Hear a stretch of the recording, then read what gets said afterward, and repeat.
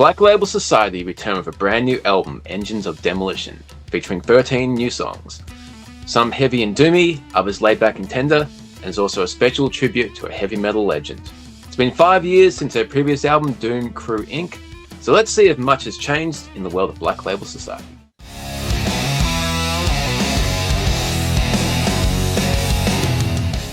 There is no doubt that Zakk Wylde is an awesome guitar player. I think he's underrated with his singing as well. I think he's a fantastic singer, and he's become quite the mature songwriter. There's a lot of diversity within songs and themes throughout this album.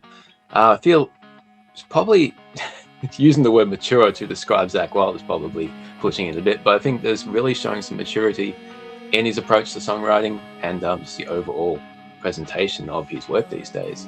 I mean, Name in Blood is a cracker of an opener. For starters, that would be my first thought on the album. Like the opener, beefy guitars and awesome solo, passionate lyrics, and delivered by that kind of yearning, gritty tone that he pushes out.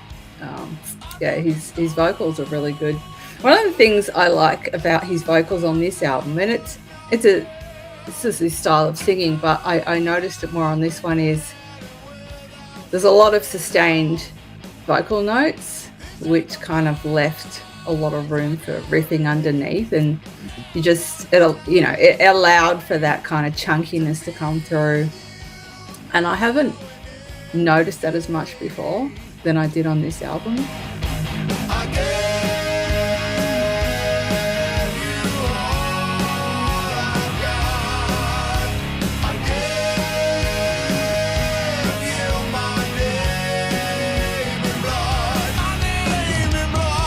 I'm really not sure how heavily detuned these guitars are, but it's certainly not standard tuning. It's just got too much of a heavy chunk to these. I really want to learn to play some of these riffs, but yeah, they're definitely tuned down at least a step and a half, I think. Hey, here's a thought. Do you think that touring as he did with Pantera, playing Pantera songs, and just for, I'm not sure how long he was doing that, good couple of years, do you think that's really influenced his approach towards writing the riffs and playing on this album? I think it could have, actually, because I know some of this album was written beforehand, and then when they had like a break from different sections of the tour, they would be called more songs. So he's definitely in full Pantera mode. But it's a Black Label Society, but I think he's taken some influence with what he's been doing. Yeah. He's bringing it into what he does to make it his own. Yeah. That's what I meant. Yeah. I don't think in any way it sounds like a Pantera album, but it's just compared to the last one, and I'm not familiar with all Black Label Society albums, but it's a really different feel, I think. It's still Black Label Society, but it's just a bit more, it's just, I don't know, it's just beefier.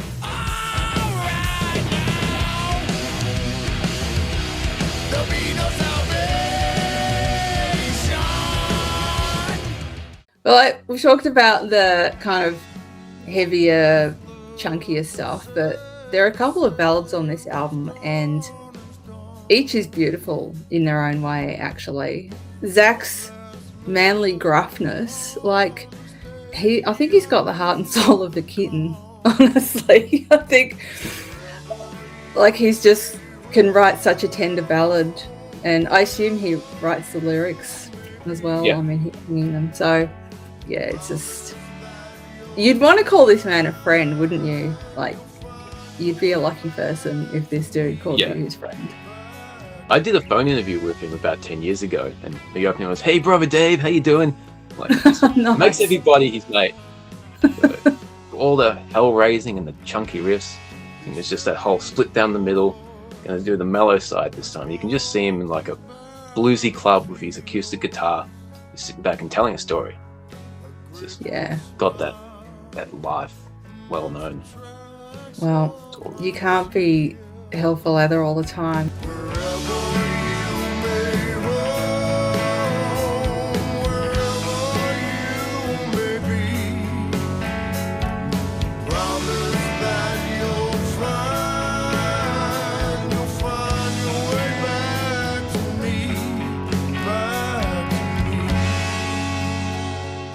One of the the slower tracks that we're talking about, Better Days and Wiser Times, pretty sure that it's got acoustic in there, but I think there's also clean electric.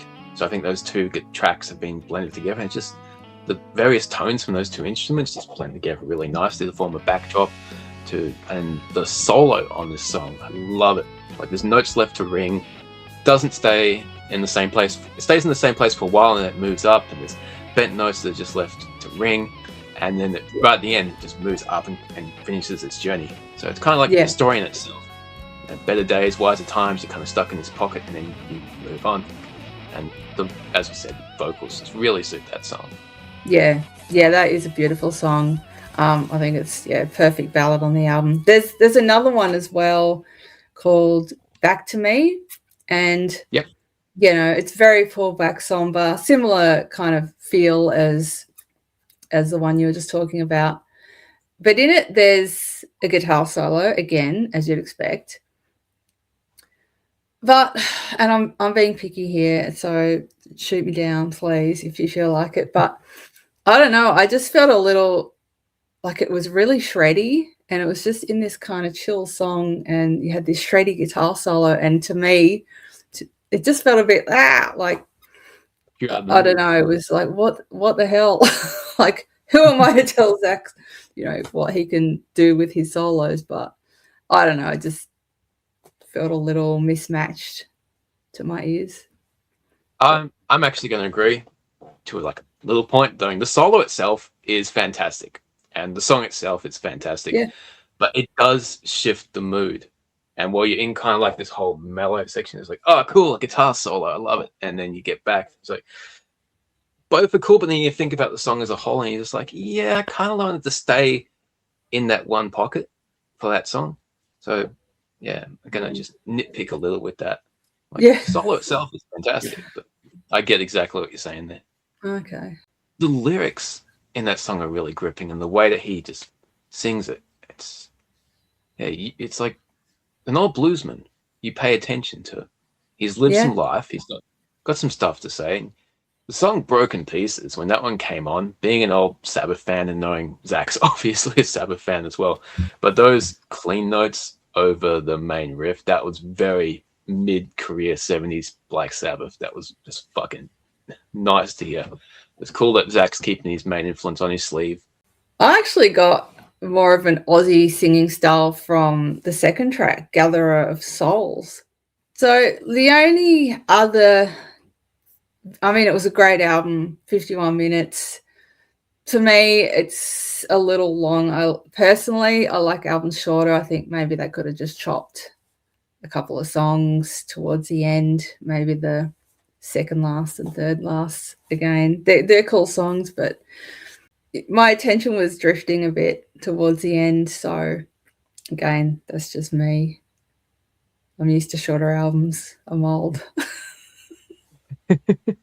I get that. But, I like prog metal, so albums are usually the full 78 minutes that you fit on a CD or double vinyl. But it has been a while since the previous album, so I kind of get the best songs out that he's written, and you can always come back at a later date and just go straight to the end of the album and pick up from there. CDs or however you consume music, it's just easy to start from the second half and work your way around, because I feel like this is going to be an album that I'm going to put on a lot this year. I'm going to find different favorite songs just depending on the mood. So there'll be times I'll just go straight for the ballads or straight for the more rocker ones, some for the more chunky riff ones. But yeah, it's a big selection of stuff, which is cool to work with. There's a cool story, maybe about 2008, when Mafia came out. There's a song on there called Stillborn, and it's got Ozzy as a guest, and it's like the first time you really hear Zakk and Ozzy singing together.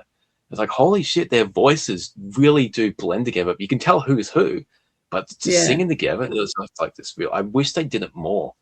But there's a fun story, or nice story behind that, because Barbara Ann, Zakk's wife, she says to him one day, how come Ozzy's not on a Black Label Society album? How come he never comes and does a guest spot?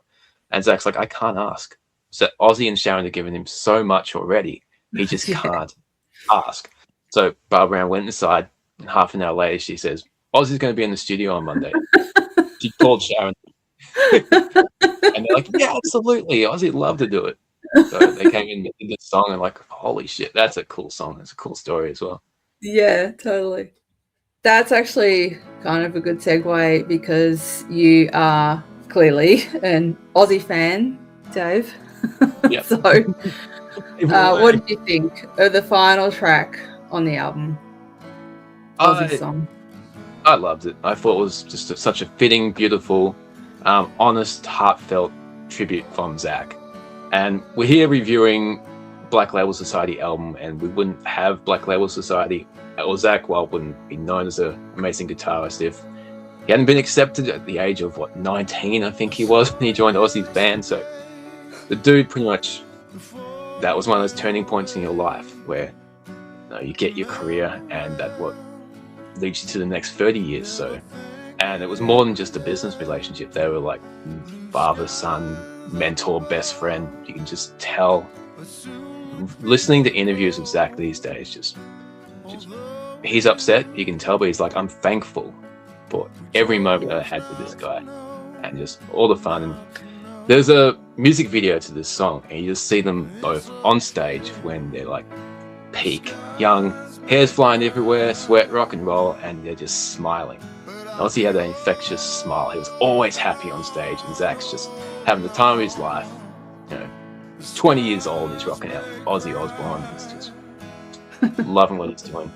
But those images are contrasted to 35 years later. Zakk's just playing guitar and just singing these beautiful words, these beautiful melodies, and just, yeah, it's not just about Ozzy.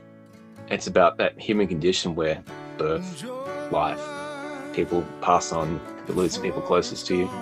And it's just holding on to those memories and just being reflective and just thankful. So I thought it was a beautiful, fitting tribute to Ozzy and a nice way to close the album. Yeah. I agree with that.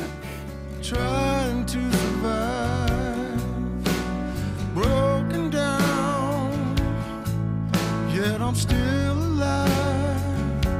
Speak of me, it's alright. So that brings us to the end of our review of Black Label Society, Engines of Demolition, their 12th album. There is a lot of history with this band, and I'm glad that they're still making music. I'm glad Zakk is continuing to write songs and mature as a songwriter, and I'm hoping they come down here to perform live in Australia, because I would love to see them live. I've never done that. So Zakk, when you hear this, hey mate, I spoke to you about 10 years ago, you probably remember me, but please come to Australia, it'd be awesome.